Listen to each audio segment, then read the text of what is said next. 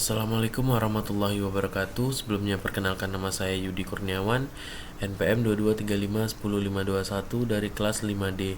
Ya, pada kesempatan kali ini saya akan melaksanakan tugas dari dasar programan mobile untuk melakukan video presentasi materi. Ya, pada kesempatan kali ini kita akan membahas environment setup dan workflow. Langsung saja masuk pada materinya. Di sini ada materi yang akan dipelajari pada environment setup. Kita akan mempelajari yang pertama itu get started with React Native, yang kedua itu set up your environment, yang ketiga itu integration with existing apps, yang keempat itu ada integration with an Android fragment, yang keempat itu ada building for TV device, yang keenam itu ada out of tree platform. Kemudian pada workflow kita akan mempelajari yang pertama ada running on device, yang kedua ada fast refresh, yang ketiga ada metro, yang keempat ada using libraries, yang kelima ada using TypeScript, yang keenam ada upgrading to new version. Masuk pada materi pertama, get started with React Native, membangun aplikasi native dengan React Native dan Expo. React Native itu adalah framework yang memungkinkan developer menggunakan React untuk membangun aplikasi native. Sedangkan keunggulannya yang pertama itu bisa digunakan di berbagai platform, baik itu Android, iOS, web maupun TV dengan satu basis kode. Kemudian yang kedua itu cocok bagi developer yang ingin menghemat waktu pengembangan lintas platform. Framework adalah penggunaan Expo sangat dianjurkan karena mempermudah pengembangan. Yang pertama, karena Expo menyediakan fitur tambahan seperti file-based routing, universal libraries, dan alat pengembang yang memudahkan proses coding. Yang kedua, dengan Expo, kamu bisa menulis kode sekali untuk digunakan di berbagai platform tanpa harus mengelola file native secara langsung. Membangun aplikasi native dengan React Native dan Expo. Expo ini dia gratis, kemudian dia open source dan memiliki komunitas yang aktif, mudah digunakan dengan fitur seperti developer tools dan modul native. Dukungan layanan tambahannya itu ada Expo Application Service atau EAS untuk membantu di setiap langkah pengembangan. Kalau kita ingin membuat project baru dengan Expo, kita dapat menjalankan kode berikut, yaitu npx create expo app at latest. Kemudian setup your environment atau persiapan lingkungan pengembangan untuk React Native. Mengapa ini penting dilakukan? Ini dapat memungkinkan pengembangan aplikasi menggunakan Android emulator dan iOS simulator serta membangun aplikasi secara lokal. Sedangkan kebutuhan utama yang kita butuhkan adalah yang pertama itu ada Node, ini versi LTS yang disarankan, kemudian ada React Native CLI, yang kemudian itu JDK versi 17 dan Android Studio. Nah, kita bisa gunakan Chocolatey untuk menginstal Node dan JDK di Windows.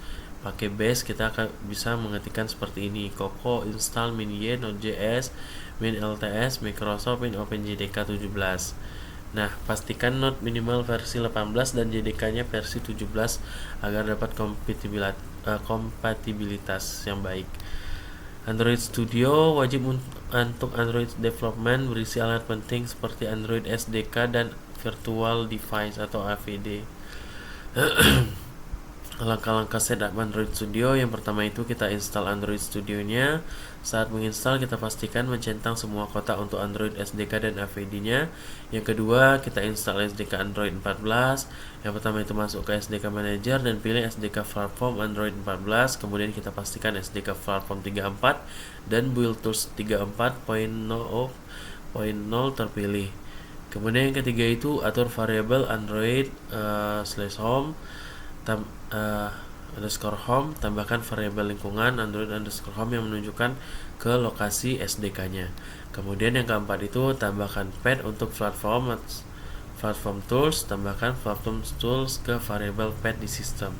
Yang kelima itu persiapkan perangkat Android, gunakan perangkat fisik Android Virtual Device atau AVD untuk menjalankan aplikasinya. Kemudian integration with existing app. Konsep utama integrasi React Native bisa diintegrasikan ke aplikasi mobile yang sudah ada, tidak hanya untuk proyek yang baru. Platform targetnya, langkah-langkah integrasi berbeda untuk iOS dan Android. Konsep kunci integrasi itu ada yang pertama, struktur directory yang benar, yang kedua ada instalasi dependensi menggunakan npm, yang ketiga itu konfigurasi Gradle untuk proyek Android. 4 itu menulis kode TypeScript untuk menampilkan React Native. Yang kelima itu menghubungkan komponen React Native dengan aplikasi Android Native melalui React Activity. Langkah-langkah integrasi dengan aplikasi Android. Yang pertama itu ada struktur directory. Bedakan proyek Android yang ada di folder atau Android dalam proyek React Native. Yang kedua itu ada instalasi npm dependencies. Jalankan perintah npm install untuk menginstal modul yang diperlukan. Yang ketiga ada konfigurasi Gradle. Tambahkan plugin React Native di setting.gradle dan build Gradle-nya. Tambahkan dependensi React Native seperti React Android dan Hermes Android. Yang keempat itu ada konfigurasi manifest. Pastikan aplikasi memiliki izin internet di Android manifest.xml agar bisa berkomunikasi dengan Metro bundlernya. Yang kelima itu menulis kode React Native. Buat file index.js dan app.tsx yang akan menampilkan komponen React Native di aplikasinya. Pengujian dan penyelesaian integrasi, kita buat React Activity, buat kelas React Activity yang mengatur runtime React Native dan rendering komponen React Native-nya. Kemudian pengujian integrasi, kita jalankan Metro Bundler dengan perintah npm start. Yang kemudian kita pastikan aplikasi berjalan dan komponen React Native-nya itu muncul. Kemudian membangun release build-nya, kita gunakan Android Studio atau perintah Gradle untuk membuat build APK atau AAB yang siap rilis. Kemudian integration with an Android fragment, menggunakan React Native dalam Android fragment. Yang pertama, kita React Native fragment memungkinkan integrasi React Native ke dalam aplikasi Android yang sudah ada tanpa perlu membangun ulang seluruh aplikasinya. Kemudian fragment itu lebih fleksibel dibandingkan dengan Activity. Anda bisa menggunakan React Native hanya di bagian tertentu aplikasi seperti dalam button sheet, shape layouts, atau sebagai tampilan khusus dalam halaman yang lebih besar. Nah, langkah-langkah utamanya itu yang pertama, integrasi dasar React Native dalam aplikasi Android. Yang kedua, membuat tata letak menggunakan frame layout untuk menampilkan React Native fragment. Yang ketiga, menambahkan React fragment ke dalam aplikasi Android, memungkinkan komponen React Native berkomunikasi dengan kode aslinya. Nah, masih di integration with Android fragment. Persiapan awal integrasi, ikuti langkah integrasi awal, pastikan integrasi dasar sudah dilakukan seperti pada integrasi activity penuh. Tambahkan frame layout, tambah elemen frame layout dalam file XML layout, misalnya main.activity.xml yang akan digunakan untuk menempatkan fragment React Native. Nah, di sini ada contohnya pada file XML. Di sini kita membuat frame layout, Android ID, terus React Native fragment, Android layout white-nya dia ngikuti parent-nya, kemudian layout height-nya juga match parent atau ikuti parent-nya. Implementasikan default hardware back handler agar aplikasi dapat menggunakan tombol back. Buat aktivitas host mengimplementasikan default hardware back button handler. Kemudian uji coba dan penyelesaian tes aplikasi. Pastikan bundler Metro berjalan dengan perintah yarn start. Kemudian yang pertama, jalankan aplikasi di Android Studio dan periksa apakah React Native Fragment tampil dengan benar di dalam aplikasi. Yang kemudian penggunaan lebih lanjutnya, Anda dapat menemukan lebih banyak tata letak atau interaksi React Native ke dalam bagian lain aplikasi dengan cara yang sama. Kemudian building for TV device, dukungan perangkat TV di React Native. React Native telah memperluas dukungannya ke perangkat TV, memungkinkan pengembang untuk menyesuaikan aplikasi yang ada agar dapat berjalan di platform seperti Apple TV dan Android TV dengan sedikit atau bahkan tanpa perubahan pada kode JavaScript aplikasi. Inisiatif ini bertujuan untuk menyederhanakan proses pengembangan di berbagai platform. Tujuannya memungkinkan aplikasi React Native berjalan di Apple TV dan Android TV dengan sedikit perubahan pada kode JavaScript. Statusnya, dukungan TV dipindahkan ke repositori terpisah React Native for TV. Langkah selanjutnya ini pengembang dapat merujuk ke README di repositori React Native for TV untuk informasi lebih lanjut dan dukungan proyek. Jadi kita bisa akses di repositori React Native for TV-nya di bagian README. Kemudian out of 3 platform atau platform luar React Native. platform dari mitranya itu yang pertama ada React Native macOS untuk macOS dan Cocoa. Yang kedua itu ada React Native Windows mendukung Universal Windows Platform atau UWP dari Microsoft. Kemudian ada React Native Vision OS untuk Apple Vision OS. Kemudian ada platform dari komunitas. Yang pertama ada React Native tvOS untuk mendukung Apple TV dan Android TV. Yang kemudian ada React Native Web untuk aplikasi web menggunakan React DOM. Kemudian ada React Native Skia menggunakan Skia Renderer mendukung Linux dan macOS. Kemudian ada membuat platform React Native sendiri. Proses pembuatan platform baru ini belum terdokumentasi dengan baik. Tujuan rearsitektur atau Fabric mempermudah pemeliharaan dan pembuatan platform yang baru. Ini masuk pada bagian workflow, yaitu running on device. Mengapa perangkat nyata itu penting? Itu untuk memastikan aplikasi berjalan optimal sebelum dirilis. Bagi pengguna Expo, jalankan di Expo Go dengan memindahkan kode QR setelah npm start. Lihat panduan lengkap di Google Guide. Jadi kalau kita pakai Expo itu kita bisa npm start pada terminal kode kita, kemudian nanti dia akan menampilkan QR code yang kita bisa scan menggunakan aplikasi Expo Go. Kemudian project kita nanti bakal masuk pada aplikasi Expo Go tersebut. Nah, kalau untuk menjalankan di perangkat Android, kita bisa aktifkan debugging USB, aktifkan menu developer option, setting about phone, bold number, tap 7 kali, aktifkan USB debugging di setting, yaitu developer option. Yang kedua itu hubungkan perangkat via USB, sambungkan perangkat ke komputer, periksa koneksi dengan perintah adb device. Kemudian ada jalankan aplikasi dari root project, npm run Android atau mode release. Biasanya juga bisa pakai emulator sih kalau untuk pakai Android Studio. Kemudian running on device, masih running on device, kita koneksikan ke server dev dan build produksi. Metode koneksi ke server dev bisa pakai yang pertama itu ada adb reverse atau via USB. Jalankan perintah base-nya itu adb reverse tcp pakai port 8081, tcp lagi 8081. Kalau menggunakan WiFi, kita harus menghubungkan perangkat itu ke WiFi yang sama. Kemudian atur di bug server, host dan port di dev settingnya.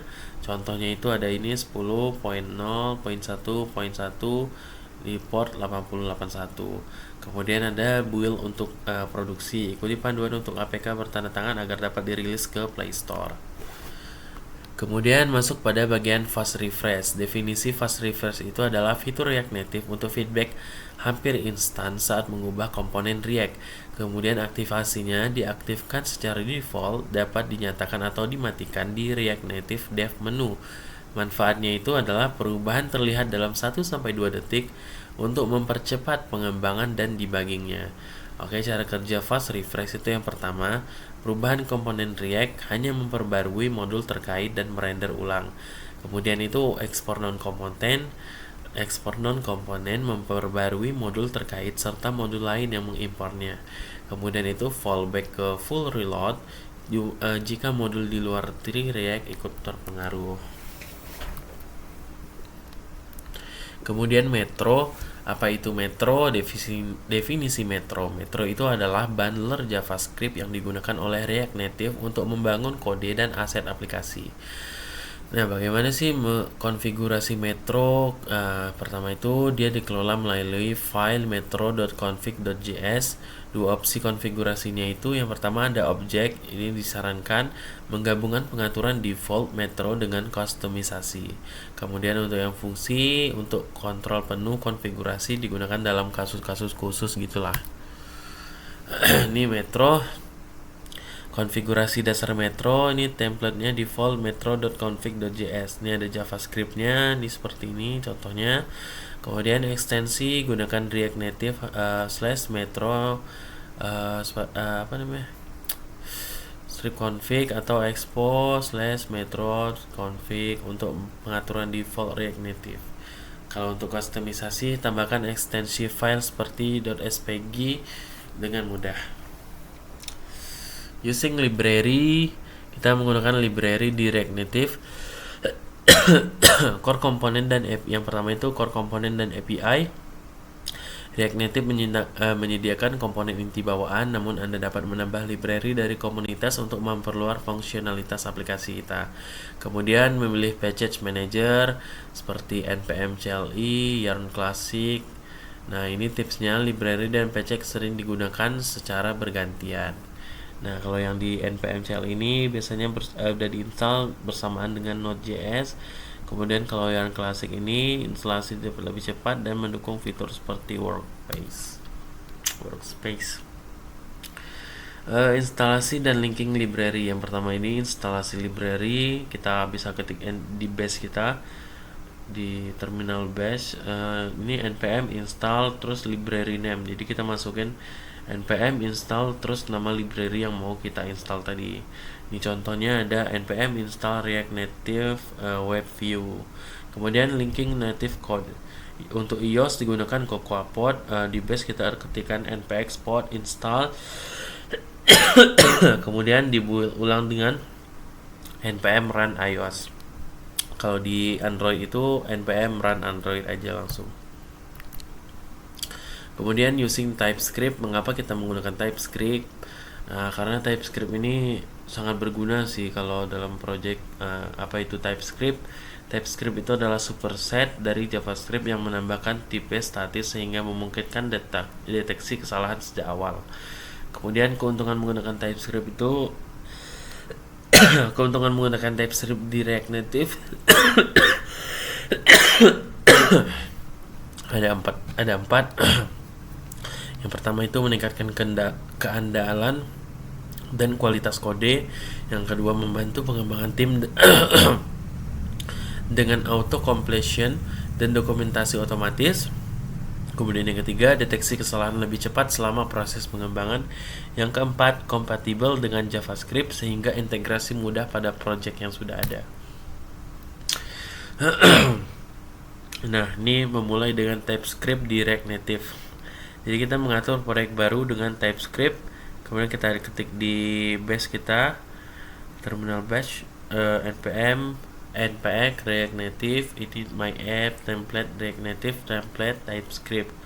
Kemudian menambahkan TypeScript ke proyek kita. Kita bisa install dependensinya. Di base kita ketik npm install save dev TypeScript add types /react add types /react native. Kemudian tambahkan file konfigurasi, Pak. Kemudian kita ketik di base lagi npx tsc init. Ini akan membuat file tsconfig.json yang mengatur compiler TypeScript-nya. Kemudian menggunakan file TypeScript. Ubah ekstensi file dari .js ke .ts untuk kode biasa atau tsec untuk file React. Kemudian upgrading to new version. Pentingnya upgrade React Native.